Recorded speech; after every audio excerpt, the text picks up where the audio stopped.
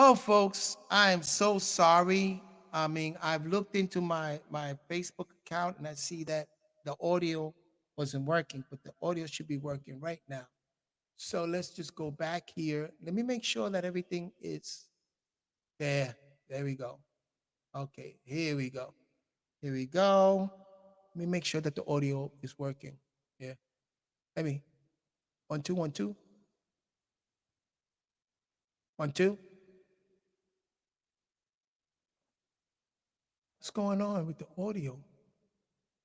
I'm still not getting audio here. Let me do this. Let me do this. Audio, audio, audio. Yeah, my audio is working here. The camera is on. Everything is good. But in Facebook here, I'm not seeing that it's. Oh, here we go. Okay, it's fine. I got it. It's good. All right. Let me go back and revisit again. I'm so. I apologize, man. Hey, let me tell you something. There's certain technical things that also need to be done. Let me grab some water. Let me just get this centered myself. So let me condense this a little bit. Maybe that was just a good trial, but hopefully we're back on. Okay, we're good. We're good. So what I want, like I was saying at first, and a shout out to my brother Antum Reyes Sanan Hatap for these crowns and his mate Haiti. And people saying, well, what is this double ankh thing? You know what I'm saying? And what is the significance of this, right? Well, let me let me share something with you about my character and personality. As a child, I always look for something new. Always. Even in music.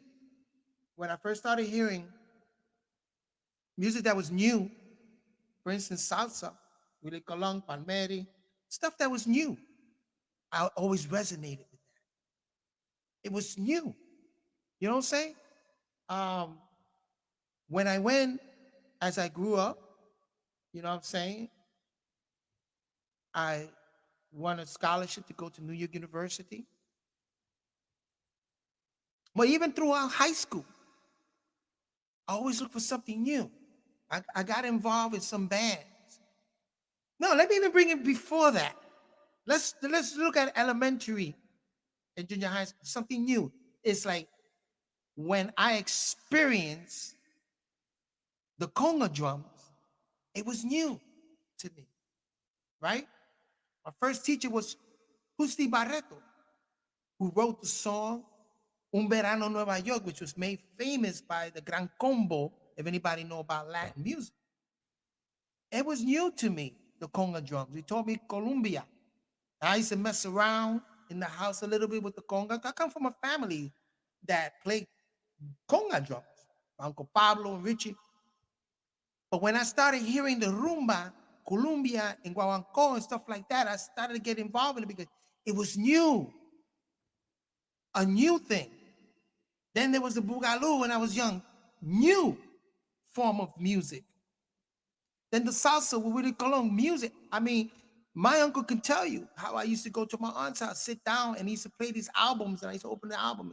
It was new music, R&B, the doo-wop music, stylistic, dramatic. It was new. I always resonated with something that was coming out new, right? To the point in high school, what was new to me, I moved into a new community, right, up north, and then I started seeing these garage bands, right? It was new to me. I started to explore fusion music.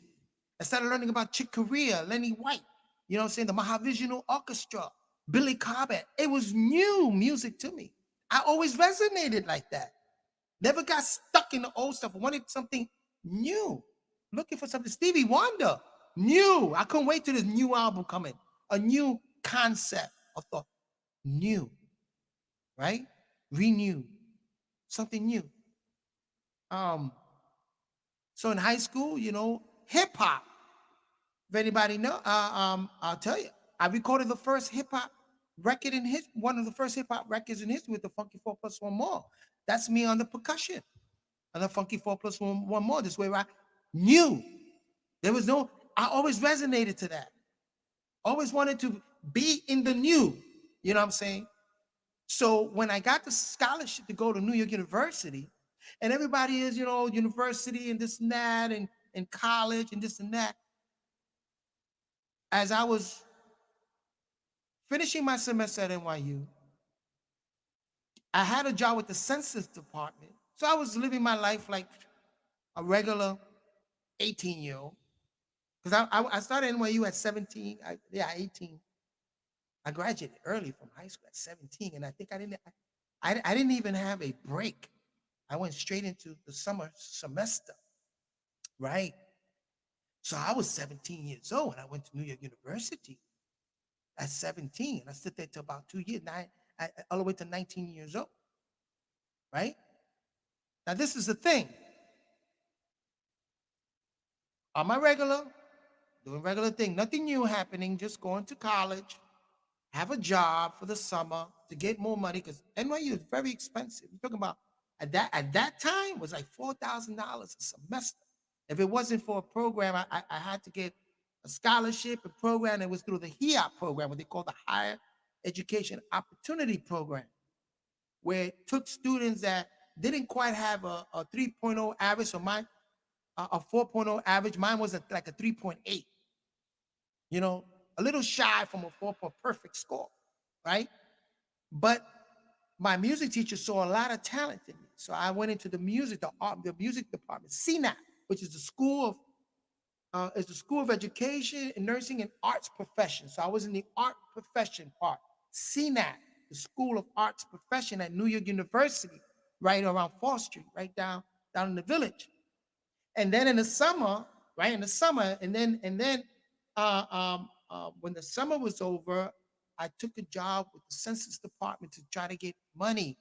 You know what I'm saying? I was just doing regular young 17-year-old, gonna be 18 years old, dude at that time. You know what I'm saying? And my mother, was pushing me, and I wanted to do this. I felt it was very important. I was looking for something new. That's when I ran into the two brothers in Wall Street because I had to go all the way from the South Bronx, with Station South Bronx, to the Census Department, and I worked for the payroll department, so I had to take the everything. Let me look at 1 second. I had to take everything to the man. Okay, here we go. I had to take everything to the main office, to one of the offices. They did the payrolls to pay all those that were put, going out there, walking and census department, knocking on the door and doing the census department. So I was in charge. I was, in the payroll department of that, making sure that people got paid. So I was going back and forth from Wall Street all the way to South Bronx and Wall Street, right? I believe the office was in Jackson Avenue. From Jackson Avenue all the way to Wall Street. So here I am. Walking down Wall Street, and I see two brothers in shiny white dress, trying to look like robes, and Emma, like if they're from the Middle East somewhere. So I'm walking like nothing, but I'm smelling the incense, and I'm smelling the scent. Like, wow, that smells great. So I'm like, maybe I'm gonna get some oils. But they say, hey, bro, come in. You want to get some oils, some incense, whatever. But as I'm looking at the oils and incense, he's putting it in my hand. I'm smelling it. That's nice, man. I think I'm gonna buy that. I had a little cash for me. I had a good paying job. So as I'm looking on the table, I see books. And I asked the brother, what's all that about? What is this? The Revelations, this and that, it's like the Bible, this and that. So the brother starts speaking about, he said, well, what do you know about the war that happened in heaven? I'm like, war in heaven? I never heard new information to me. Nobody never spoke to me like that about war in heaven. and about a little baby being caught by certain angels and being raised up amongst those angels and became what they call Lucifer, Iblis. Man, it was interesting to me. It was new information. So the brother invited me to a what they call newcomers class, a bushwick, and he was shocked when I walked in there. Never expected me to come down there. I bought a couple of books from him. Went home, read it, like, wow, what? I mean, I think in one sitting, read a whole Revelations, the black book, Revelations. I think I read it on one sitting. It was like, and I wanted more, like, whoa, this is new. I never experienced this before. Something new. All that to tell you that I resonate with new things. Even when I met the master teacher, Padma Yanun, was new. The information when I first met him was talking about the stars. And he's looking at me smiling and stuff. I'm like, yo, you're right. Wow, how do I know this? And how did he know this, man? Are we visitors here from I don't want to go into that. But anyway, it was very, very, very new to me. But that's how I resonate. We have this ability to renew ourselves. Remember, I was a virgin. When you talk about the power to renew, that's talking about the sacral energy.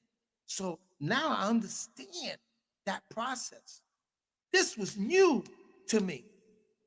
New information was renewing myself, right? And then when I read those books and I spoke it to certain people out there, they were like, wow, like, yo, where's this coming from? It was new information at that time. And I'm talking about 1979, 78, 79. For us in my neighborhood, it was new. I found that brothers have been doing that since 1964 and on through the 70s. And I came in under 78. New information. So when you talk about the Ankh tweet, this new symbol, we can take the first resurrection being the Ankh, add another Ankh and represent the second resurrection, right? A renewing of an ancient civilization. Because that civilization we know as ancient Kemet and all those ancient civilizations are dead. That's a cemetery out there. It's dead. Which is going to segue my way into the conscious community. I have much respect, nothing to discredit the conscious community at all. I make the mistake of sometimes going on Sonetta. I did a podcast with him and I spoke about the solar plexus and stuff and just gave him a book and stuff and little things there, and I was just having fun with it. But then when I get on and I view some of the stuff that goes on in there, I said to myself, why did I beat myself with this? Because you really got to be patient with people, and you got to, morals and ethics teaches us to be tolerant of people's differences. And I look at it, and at first I was a little confused because I say the conscious community, the black. So I'm thinking, I'm coming from the Ansar Allah University, where it's a village, and it's a community, a common unity, and forming into a village. But then when I look at this black conscious community up there in Harlem, Dr. Ben, I said, like, where's your village? What village? It was a little kind of confusing to me. And then when I hear this brother speak, much respect to him, I love him, sounded very nice to me and everything. But then when he talks about putting in work, oh man. Listen, I'm 59 years old. And remember, I was 18 years old when I first moved into the Ansar Allah University because I had to wait. For my birthday was December the 11th. I had to wait into the following after my birthday in order to move in. And I was personally asked by the master teacher, Padma Yanun, to come on in, don't worry about no application. I didn't even fill out no application. Later on, I filled it out just so that people won't talk. But it's like, who's this brother? We don't got no application. Who's this brother? Who, you think he's special or whatever? So later on, I had to fill it up, but he told me, move on in. Don't let nobody pull you away, because the knowledge you're going to receive here, you're not going to find in no Harvard University, no Yale University. You're not going to find it in NYU. He looked at me, NYU. I'm like, uh-oh, I'm got. You're not going to find any, because I was still taking classes at NYU, little classes here and there. and kind of little by little fading that away and sticking solely into the Ansar Allah University, taking classes there, you know? And it was a university. Trust me, we had classes just like anybody else. I mean, there were times we went out there and propagated, but then there were times that we stood in and we had classes. I had a teacher from Senegal, Suleiman Sisi, from the Sisi family. If anybody know anything about the Sisi, very famous in Senegal, Suleiman Sisi, who was at the Ansar Allah University, who taught Arabic to me and a couple of brothers in a classroom. Now, with this talk about putting in work, let me tell you something about putting in work. Imagine this. If anybody know anything about New York and the distance, the boroughs, you got Brooklyn, Manhattan, and Bronx, right? And Queens, right? Imagine this. Walking from Bushwick all the way to Fordham Road and Grand Concourse and Fordham Road. From Brooklyn, crossing the Brooklyn Bridge, you go to Flushing. And let me just paint the picture for you. So here I am. I forgot who the brother was that with me, man. that walked with me. I think it was Abdul Haq, Jamal Abdul Haq. We put on a keys, what they call a black bag, with books in it, incense and oils, right? We're in a robe. This is not a robe. I want to get a long white robe, but this is not the robe. And an Emma, a rock, looking like you're coming from Saudi Arabia or Sudan. Mainly Sudan, because Arabians use a different type of headdress. In Sudan, they wrap it in white, right? It's called an Emma. And this white, what they call jalabia, this white robe. Imagine walking in the streets, two brothers, going to Bushwick, going to Flushing. Anybody know about Flushing Avenue? Was a lot of Hispanic. So I'm here amongst the Hispanic, talking to them in Spanish about the books. Now, at that time, we didn't have Spanish books. It was all in English. So a lot of time it's like, oh, I don't speak English. I don't read English. Oh, you don't? But déjame decirte algo. Como tú no hablas inglés, está bien, pero como quieras, soportar a nosotros. Una donación, un peso, dos pesos, lo que sea, porque nosotros estamos construyendo una escuela para los niños. And I show them the newspaper where the school that we actually built that school in Bushwick, Hart Street. We built that, what they call the Hall of Knowledge. Right? We actually built it. Physically, we built that school with those, and so we had it in the middle of the newspaper, the schematic, the architecture, the drawing. And this was our goal. And we did it. So imagine this, and me in Spanish, speaking Spanish in Flushing. And that prepared me, because let me tell you something. So you go to Flushing, you cross the Brooklyn Bridge, you're in the Canal Street, right? The Lancey. So we have a little matzo ball. I forgot who it was. I think the person introduced me to the matzo ball with the Jewish type of soup, right? So we eating matzo balls, and we're a bunch of Hasidics around us, and we're over here dressed in white. We didn't know. We were so freaking crazy. I didn't have no conception of any war, any discrepancy, any of that. I was simply sharing this newfound knowledge. That's the way I am. So here I am in the Lancey and then Canal. I'm walking up. I'm up Fifth Avenue, dealing with a whole different mental people. So there was a strip of Fifth Avenue. We know it's going to be weak. We're not going to make no money out here. This is uppity people. Everybody know about Fifth Avenue, uppity, all those very, those stores. I think Trump Towers was there. Trump Towers was already built, I believe. I think so. Trump Tower was already built. Anyway, Fifth Avenue. One thing that creeped me about Fifth Avenue is that you're walking and you could be thirsty and you see a bowl of water. That's not for you. That's for the dogs. The dogs get treated better than humans up at Fifth Avenue. So anyway, imagine this walking up to Fifth Avenue. When you cross that bridge, I forgot the name of the High Bridge. I forgot the name of the bridge. You get into 161st Street. where Yankee Stadium is at, right? That bridge, you know. We're up there, and as we walking up into the Bronx, we're walking up into the Bronx. Rahul, yeah, Rahul back, beloved. We were the internet. That's true.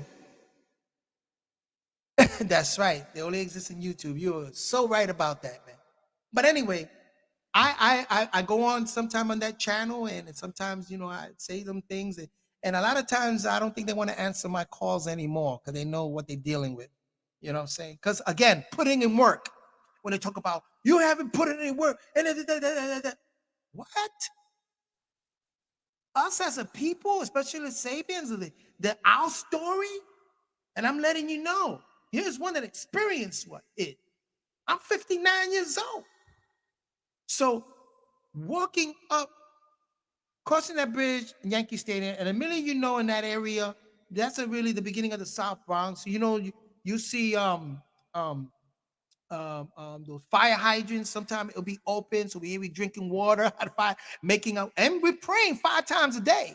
So we're aware of the time, and so we're making our what they call goose, right? And we washing ourselves, and we're finding a little spot, right? And we're praying. We got our prayer rugs with us.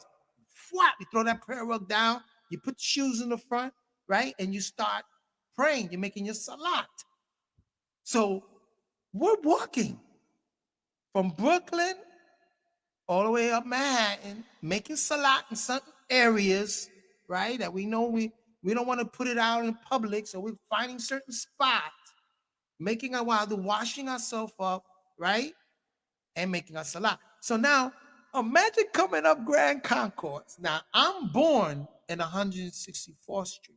I was born in Marisania Hospital, which I believe was 167. So I'm from that area, 164, 167, or wherever Yankee Stadium, the original Yankee Stadium was, Jerome Avenue.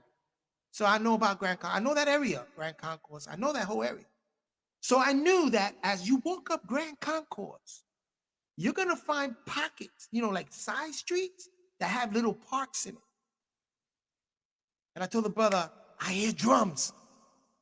I hear conga. And he said, what? I hear drums, bro. And listen, I heard that from 161st Street. We walked and we found drums. One of the parks was, I believe, in 167th Street. 100, yeah. And I remember 170th Street. So one of the parks in 167, them guys up there, Hispanic people with the drum and a rumba, and some brothers out there, you know what I'm saying, playing. And I tell the brother, I hear it. And he's like, I don't hear it. I hear it. And sure enough, as we get closer, the drums, we start hearing conga drums, right? Now, mind you, we're in a jalopy. And Emma, we're coming from, some of the brothers used to say, damn, your guys look like angels. When I saw them drums, one of the customs, because I grew up on Shakespeare Avenue on the 70th Street, and one of the customs when you do a rumba and you're playing, and you want to take the improvisational drum, and you want you want your chance, you want to show them your ability. You go chiring ching, papa, damun chiring ching. Give me a little break right there for me to quinto, and then looking at me, what? When I sat on the drums, everybody was like, oh man, people started coming from everywhere, wow, dancing, bro, and we're playing. When I was done playing with them, they, who are you? Who are you? And immediately, I start, I used to play with people's head. I used to speak in English and a little bit in Arabic. And then I used to watch, especially Spanish people. And then the first thing they'll tell you, me no speak English, me no Arabic, and I me no when I didn't. Then I said, I gotcha. Bam! Hit them in Spanish. Oye, mi hermano, yo soy boricua, papa. From Maunabo, Puerto Rico, man. Esto es, and then I'll start tablicking or propagate. But I tell them, okay, you don't read in Spanish, you don't read the books and everything, but at least support it. We're building a school. Open up the newspaper. Yo, we're building a school. And the school we're teaching the children this and that. And I know it was happening. It was for real. Because I used to also, at times, work the construction and bore out those brownstones in Hart Street. So we work in construction, also did, brothers take turns, doing guard and also, construction projects. You know what I'm saying? To build the school.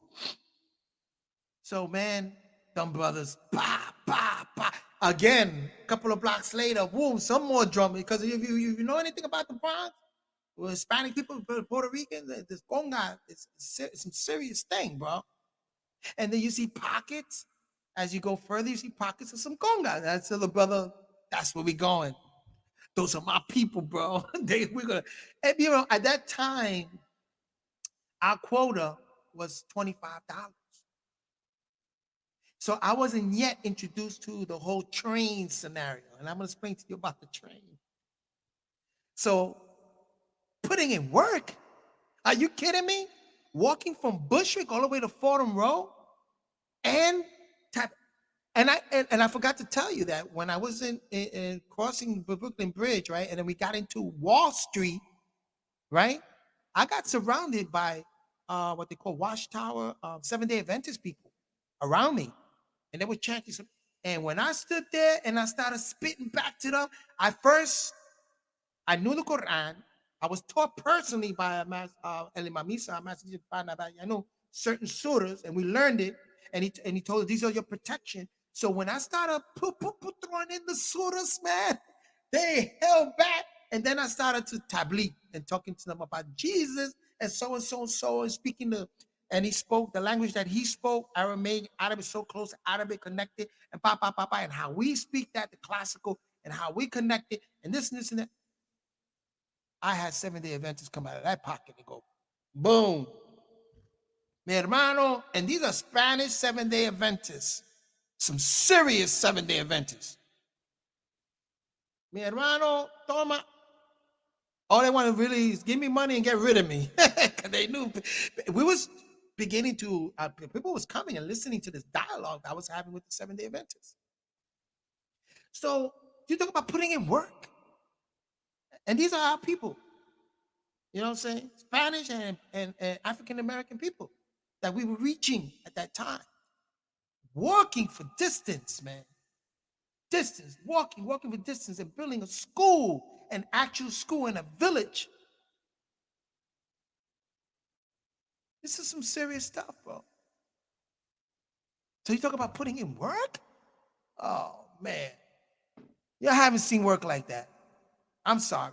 This is no to discredit my brother and discredit his brother with the bullhorn out there and making white people bow down to, bro. Let me tell you something too. When I walked up there, after that was done, we got to Fordham Road, I met up with some 5%ers. They bowed down to me. You know 5%ers, because you know what I did?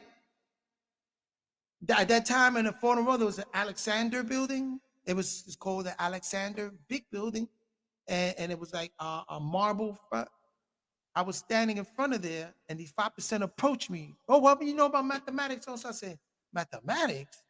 What are you talking about? I went all the way to calculus and, trigonometry. I didn't get into calculus. I went to trigonometry. So I knew what that mathematics. No, mathematics of the day, blah, blah, blah. And spitting this out. I said, oh, what do you know about the science of creation? Science of creation? Yeah. I'm going to give you a lesson right now. So I used that marble and I showed them the science of creation, the way it was taught to us. I think you could find it in one of the old pamphlets, scroll, the science of creation with the dot, right? And becoming the circle. And I put my spin on it too, the circle and the atom. When I broke that down, the brothers go, oh, thank you, man. Wow, this is some supreme mathematics. I told them, yeah. And I was giving them geometry. I told them, this is geometry. This is deal with algebra and geometry. This is a different type of mathematics that we study. You know what I'm saying? Bro, them brothers. And I invited them to class next week. I was shocked to see them in the class. Shocked to see those brothers in the class. And I think one of the brothers became an Ansar. You know what I'm saying?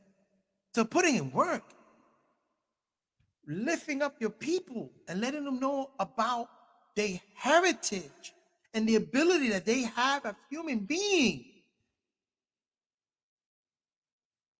Man, I've been doing this I'm 59, so you would say 40 years, but you could got to knock out a good, can knock out a good 10 years, because of the 10 years that I spent in submerged in a different type of lifestyle. Even though I was in that lifestyle, I was a son of the green light. And if you walked in my apartment, right, it was all in green, like you see in this. This is not all in green, but my all in green, and the symbol, the sons of the green light symbol, the lotus, was on my wall. So I never lost contact with that again, a sense of renewal. New. It was new. I was in a relationship. It was new for me. I explored my sexual abilities. It was new to me because I was a virgin at the time. And then when I came out of becoming an Ansar, they soak your oaks. So it was different. You know what I'm saying? But it's talking about putting in work. Oh, man. And then later on, now, yeah, we know. I didn't know too much about Dr. Ben or Clark or any of these, Leonard Jeffrey and Smalls, and I'm sure that they work in their venue, scholastically, in the colleges and stuff, which is great.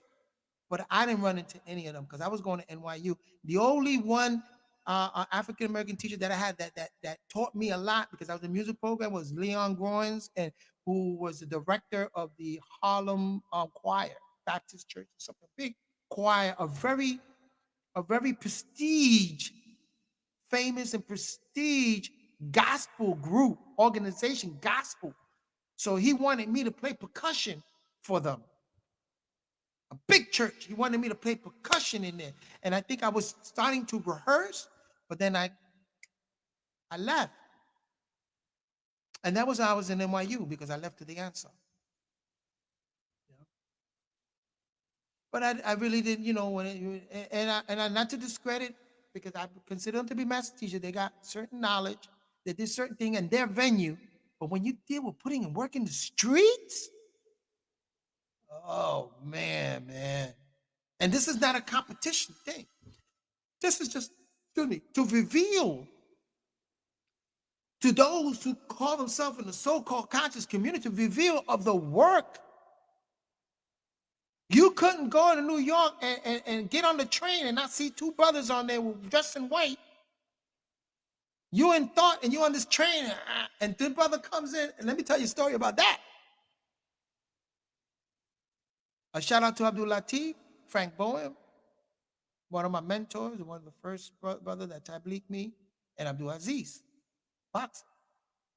I don't know the Kemetic name. I gotta find out so I can address him in the soul, And for those who don't know, my Kemetic name is Kefra Kare Shuaset. I'll break it down one day for you. And so I started to hit the trains. Remember, I walk. I used to love walking, and it was easy for me to walk, and I did that long walk. And then coming back home, I got on the train. And we said, let's give it a shot, because we were like, it wasn't about money for us. Some brothers, it was about money. Me, it was about reaching and teaching the people. I was giving a voice, a new voice, a new voice. I was giving a new resonance. And I was excited. After taking that long ass walk, I still got on the train going back home, and that's the train, and going back into the Bushwick, hit the train. And let me tell you something. So I was introduced to the whole train thing, it was always two brothers get on the train, and they would take turns in English. They would take turns. Your brother come out, the train is moving, right? You wait till it starts moving, doors are closing, and you come out. Hey, excuse me, ladies and gentlemen. We are from the representative of the Ansar Allah community, and we're here building a school for children, and we got books for sales, incenses and oils. We just want to know if you're able to communicate, contribute here and this and so and so. Whatever you can give, $1, 5 cents, a quarter, whatever. That was a spiel. But then, this is why we came up with an idea that after that brother was done with English, I would come in Spanish. Bam! Because again, we experience people, you know how Spanish people are. Me don't speak English. When it's convenient for them, it's like, me don't speak English. Me don't understand it. ¿O no? Déjame decirte algo. Nosotros somos representantes de Lanzarola. Estamos incluyendo una escuela para los niños, donde le enseñamos, and I'm making my speech, bro. The Spanish people were like, clink, clink, clink. Our cups were full. Full. You know what I'm saying? Putting in work at the same time selling incense and oil. What do you got? I got incense. I got oil. Check this out. $5. Check it out. Look at that smell. Yeah, because we used to put it on ourselves. People used to love the way that smells. And then oil, we used to get it also, you know, we had oil, incense and oils. And then later time I speak about hustle. This wasn't no Harlem hustle. This was a real hustle. How to take $1 and convert it into $5 with incense. How to take a bottle of oil, a $20 bottle, and convert that into $100. You know what I'm saying? By breaking it down and getting the dram bottles and making your money, doubling your money. 20 and making $40 or $50. That was, and it was, you know, merchant. At the same time, we were learning a lot of things at the same time, dealing with this. You know, I was learning anyway about this world of commerce. You know what I'm saying? Wholesale and retail, stuff like that. You just go to Broadway and see how they operated. The Arabs had that under control, man. Right now, the Africans are out there, man, making a killing. You know what I'm saying? With the knockoffs and stuff like that. But anyway, the conversation is this: putting in work. I laugh. Sometimes I sit back and I watch some of these podcasts, especially. I love my brother so very much. He showed me a lot of love, Sonetta. But I know it's lately, I don't know. You know, he should have saved my number, but maybe he didn't save my number. He don't want me to speak. But one day I'm going to speak on it about certain things. About putting in work. I'm 59 years old, brother. And a lot of us, we put in work and savings to this day. But anyway, before I go into that, I just want to say that, see, I'm not a follower of anything and no one. I was taught like that. I'm not a follower at all. Matter of fact, there's a Spanish song by Eddie Palmer that says, Cuídate bien, mi hermano, no creas en nadie. Mira que te cae. That stuck with me. Hold on. I'm not a follower of anything. Okay? I recognize, again, something new, something real and new, and something that resonates with me, and sense of new, right? The symbol here, it's a new symbol. You won't find it in the world of Kemek in that cemetery. Because we're alive today. This is the second resurrection. We are alive today. And we got every right to recreate our symbols, recreate our doctrine. Today we have Yananism, another doctrine. You know what I'm saying? So it's not a thing of following. It's to recognize something new. I never get stuck in something. When it becomes something redundant and over again, then I say, well, it's time to move on. It's time to move on. That's the way I'm built. But I still have respect for the process. Still have respect for Ansar. Still have respect for today, you know, the Sumerian culture. I still have respect for all those schools of thoughts, because you learn something from that. And they're boxed with jewels in it. You got to take the jewels from those boxes. So in today's day and time, we got the right to renew ourselves, man. And this is who I am. I'm not afraid to show. And like I said, this is a renewing of a culture, a renewing of a doctrine, a renewing of the electromagnetic forces within us, renewing it, okay? And so you have to give respect.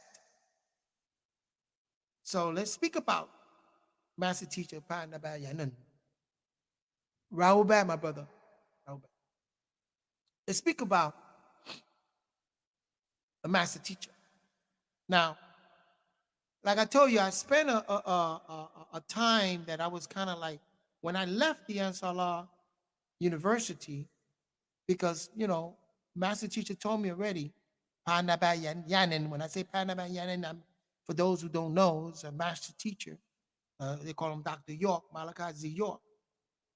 When I left, I lost contact. Man, I'm telling you, it was like I was knocked unconscious. But I had to submerge myself in a whole different type of world.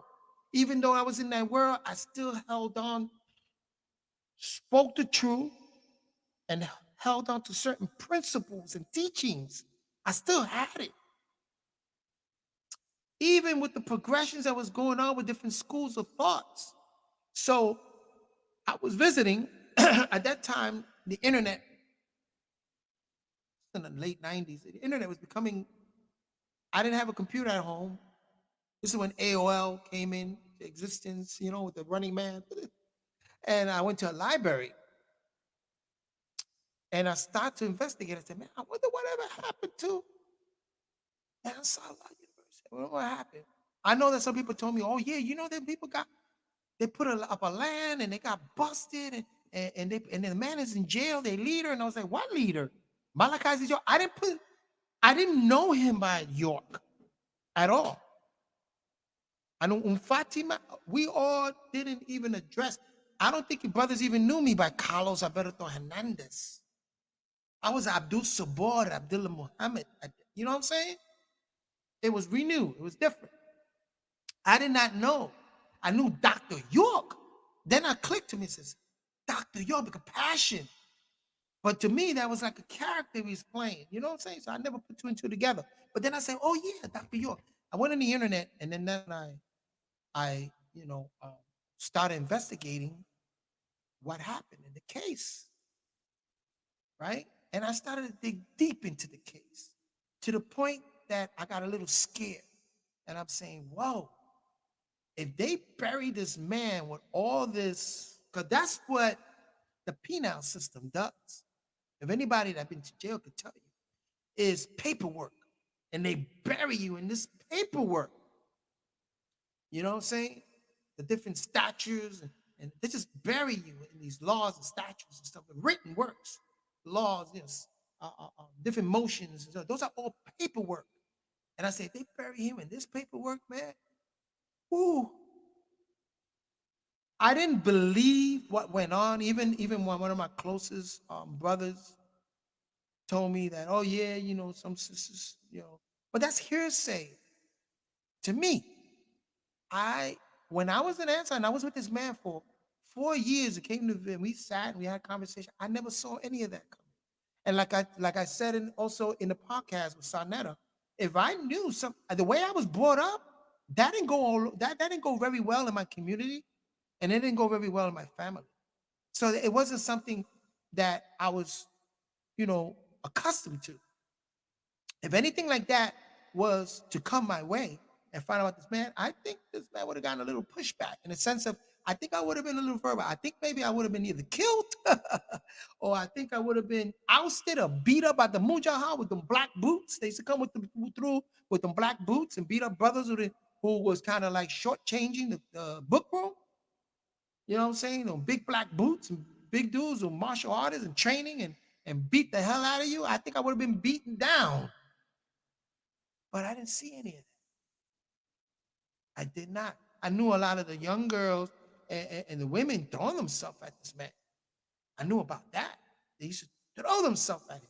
But I never witnessed any of that. I wasn't involved in any of that. So to me, it was a little kind of strange. So when I went in, so I kind of like, whoa, who will put out transcripts like that?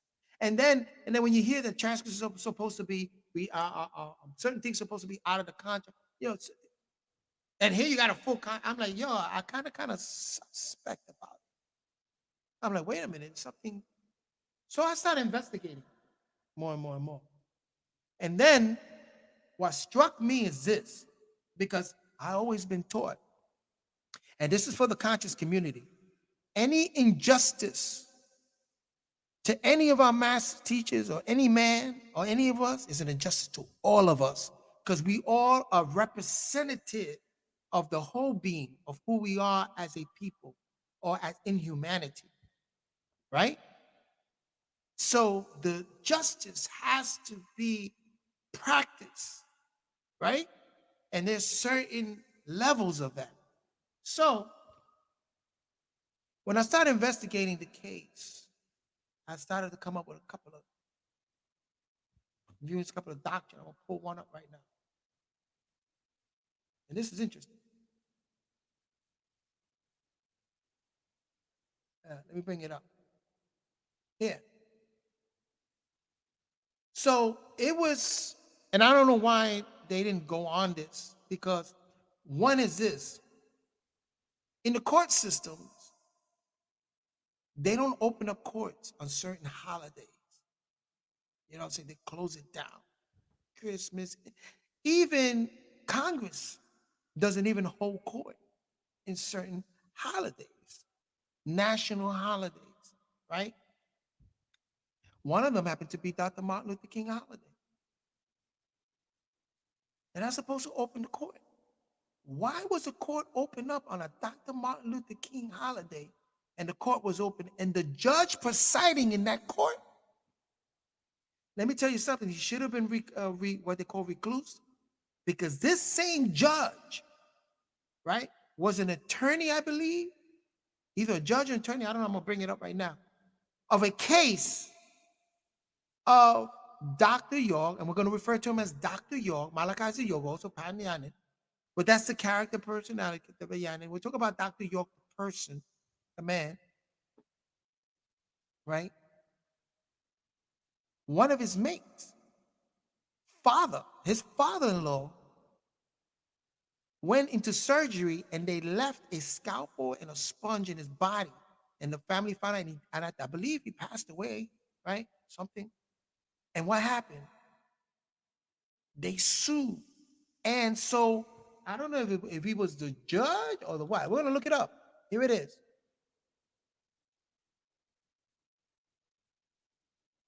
Okay, so this is about, what is it? Richardson.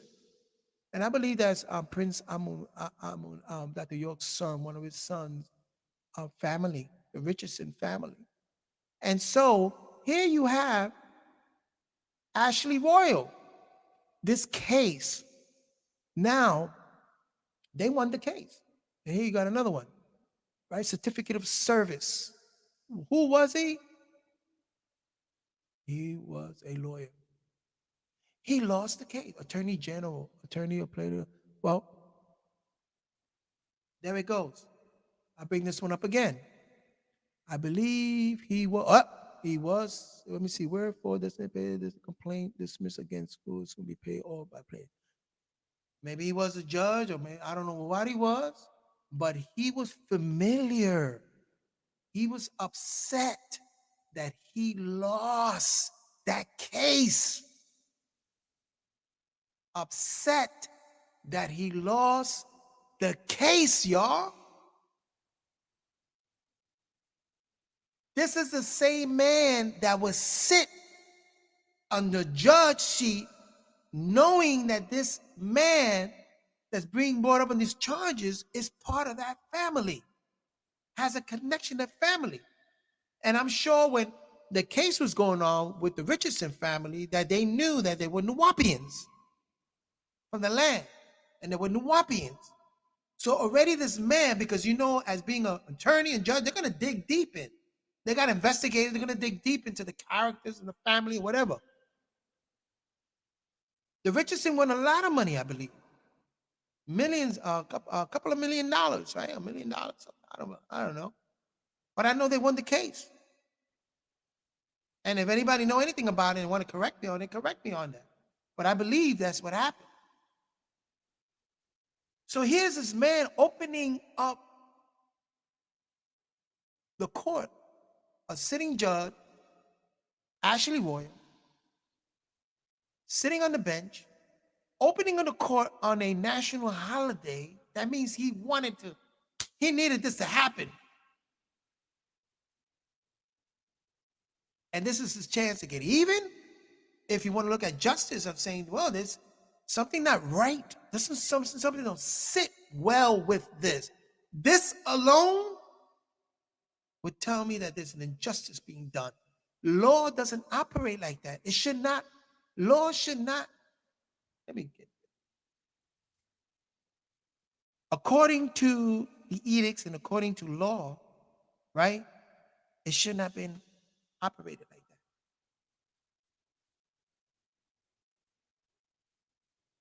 This man should have been reclused immediately. But why was he kept on the bench knowing that he had already tainted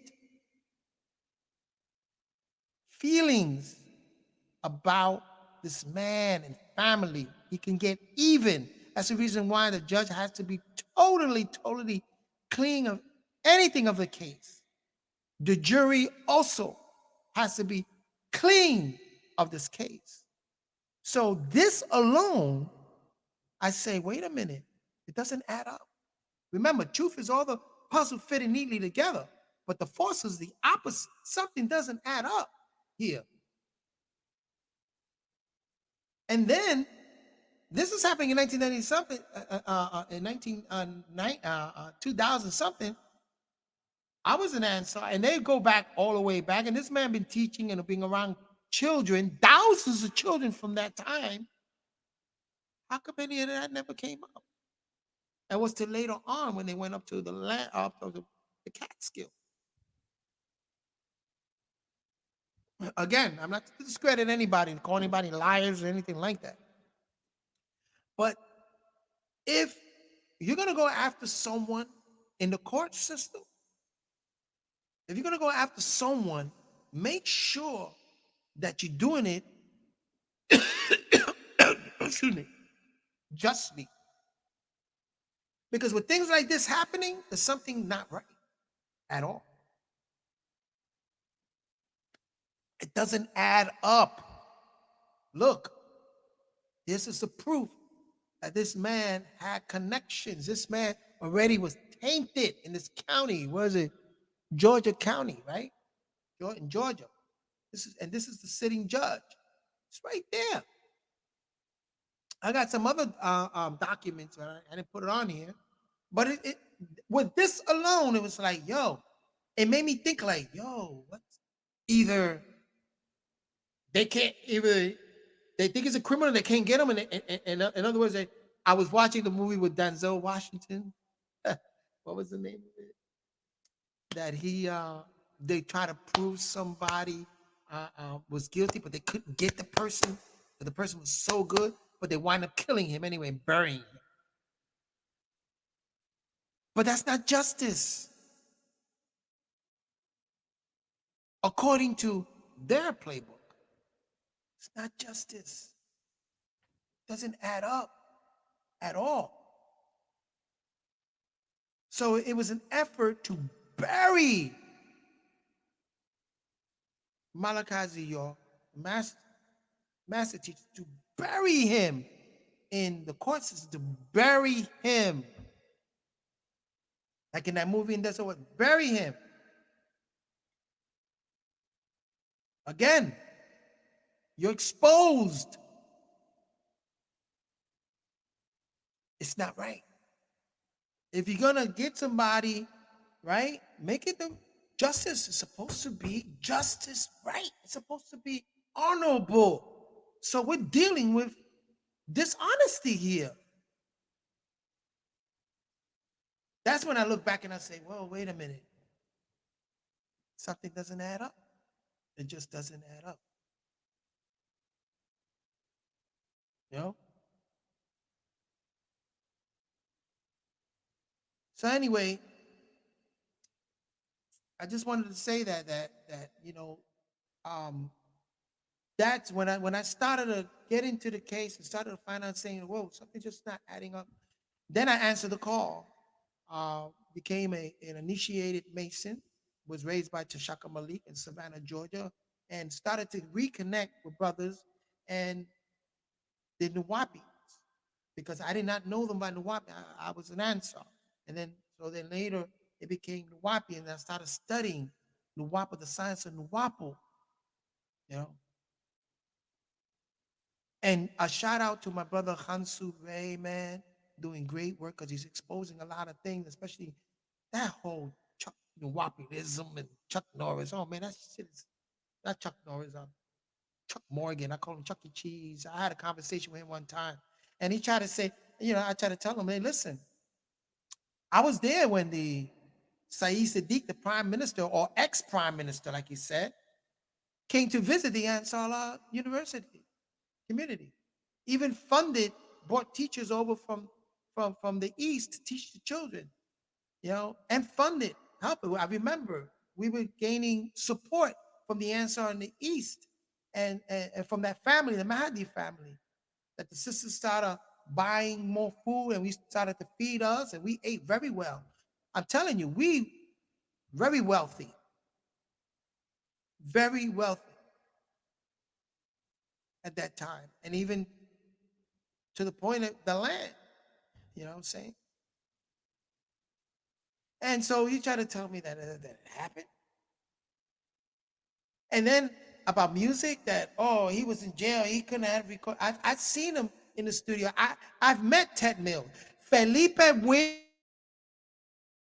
from the Spinners used to sit with me at the fruit stand, speak with me at the fruit stand. And at that time, I really didn't know who he was, even though I was a Spinners fan. But I think when I started really listening to the Spinners, he had left. But even I listened to the songs, I didn't put two and two together until a brother told me that's Felipe Win from the Spinners. I said, what? And he was speaking with me, like I hugged and we salam, hug, telling me, oh man, yo, I'm so happy. Yo, we did it. And he was, he was very revolutionary, revolutionist. So he was telling me, oh yeah, with the knowledge that we have, the strength, we could take over the government. He was crazy. And I tell him, I don't know about all that, man. You're in another one. But anyway, the warmth and the conversations I had with Felipe Win from the Spinners. And today that I listen back and I look at those videos and I listen back to that song Sadie, and I'm like, wow, man. Ted Mills, Ray Goodman and Brown, Steel Pulse. So how can this dude tell me? Because he wasn't there. He didn't meet Saeed Sadiq. I think he came later on. He wasn't there when Ted Mills or Ray Goodman and Brown, the Moments, used to come up to the stage and sing a little. And he wasn't there when they used to hang around and visit the restaurant. And Keith Simon could tell you some experiences he had with Ted Mills. I mean, they weren't there. So how can this man tell me that I'm lying? That is a figment of my imagination? Speaking with Abdul Wasi, he could tell you about Stevie Wonder visiting the studio. Excuse me.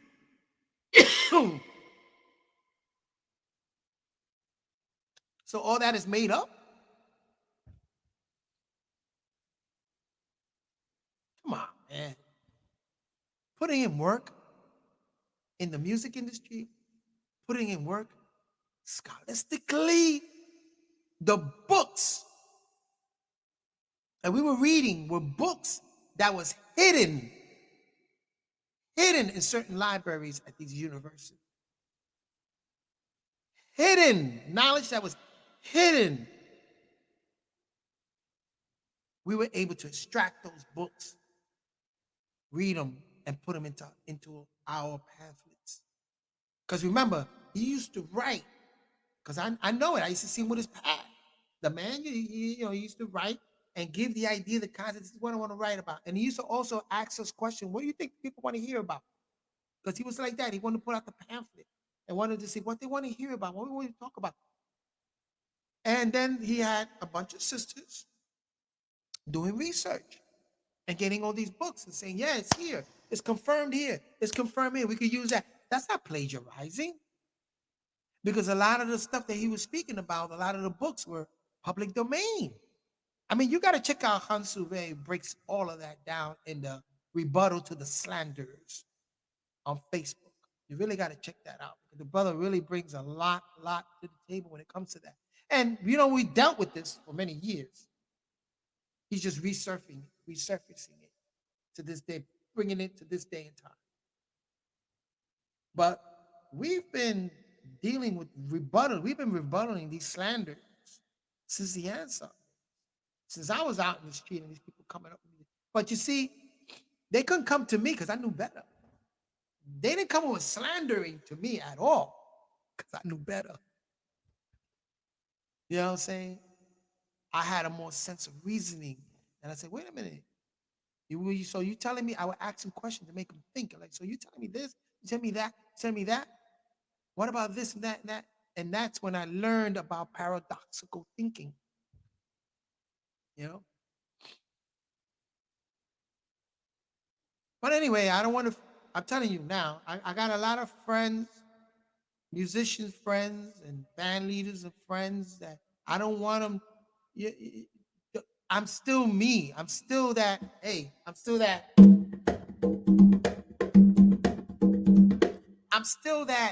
conga playing. I'm still, I've changed in the sense of that I don't partake in certain things that has been very detrimental in my life. That put me in that. So I can speak to certain mindset. And I can, you know what I'm saying? And I'm not telling everybody, don't follow anybody. Don't follow. Recognize. Enhance your thinking. This is for humanity. Enhance your thinking. And be aware. Be aware there's an injustice being done. And for the conscious community, it's not about debating and arguing and stuff. If you want to debate, yeah, if you want to make money and debate, putting up debates and this and that, because it's a form of currency for you. It's what you're resonating at. This is who you are. You know what I'm saying? That's fine. I could enter the arena. I could shadow box, or I could enter the arena and like, yeah, let's go with it. Let's go with it. Let's have a little debate. Like I think there was a debate with the Nuwapians and the Black Israelites with I think Sakina. I was, but what I like about Sakina, she was more into like unity and trying to show the unification. But the Black Israelite wasn't having it. They were more about hell no. We ain't no Egyptian. We ain't no Kemet. They were about like hell no. We're Israelite. You know what I'm saying? We are that thread, common unity, that string theory. We're that those primordial beings that connect the dots, and especially Yannin, connect those dots, bring a renewal, all right, and connect those dots and put those pieces perfectly together. I don't care what culture you are, you're Italian, Irish, whatever. It all stems from an ancient, advanced civilization. And that's where we're at. From the ancient civilization. And what happened is that a group of beings, right, in the avatar body, was afraid of another group that had certain powers. And that's the problem today. Which Israel is the power that Sabians, a power that this man had, they're afraid of that because they know all their doctrine and dogma is going to be exposed. But he's not here for that anymore. All he is to teach. Yeah, I can expose it, but in other words, if I tear you down, I'm gonna build you back up again. Abiyaya, may rest in peace, would tell me that all the time. They don't just tear somebody up with the doctrine. I used to see brothers tear people down with the knowledge, but then they'll leave them there. They wouldn't raise them back up again. So a lot of it is the fault of a lot of brothers in the past. But today, it's not about beating up. And I say this as an elder, 59 years old, going to be 60. To my Sabian brothers out there, or to humanity, don't beat people down because of something that you know. Don't beat them down so hard. If you're gonna, if you're gonna just like in masonry, if you're gonna chop off those rough edges to make it a nice, a nice brick, a smooth edge, then that's what you gotta do. Don't just chop it up, and destroy it, and then don't build nothing out of it. In this civilization, this society, that I've seen that happen in the South Bronx, man. I've seen that happen amongst government and city, municipal. They'll chop and tear down a neighborhood, but they won't build it back up again until later on they'll start building, but then they change the gentrification. And this is a practice of in humanity. Not we have to build each other up. Our purpose, sole purpose, is to reconnect with, again, the primordial state, that original that original state, that that original state. And no matter where culture you, as a primordial state, whatever culture you manifested in, because you partaken of that avatar body. Let's say you manifested into an Italian from Italy. Understand that you're still a primordial being in that avatar, and your purpose is to not to get, environment is okay. That nature is just that of nature, that condition. That condition is okay, but then there is a supreme condition, the nature of nature. There's a supreme, there is a transcendent, a beyond. So we have to look beyond, at the same time, planet firm on our feet, and represent all humanity, all of humanity. And to my Sabian brothers and sisters, the same thing. You have an up and edge because we have a doctrine, we have an ism, we have a doctrine, you know what I'm saying? But also we have the enlightenment being self. An example of an enlightened being gave us an example of sustenance, an example of resonance, an example of what they call visualization, an example of share so much of his life. Gave us a perfect example of what is enlightened being. Because we all are enlightened beings, but we've been broken down. We've been shattered. What they talk about, Nasiya. We've been shadowed. We've been broken down. It's time to start building our character back up.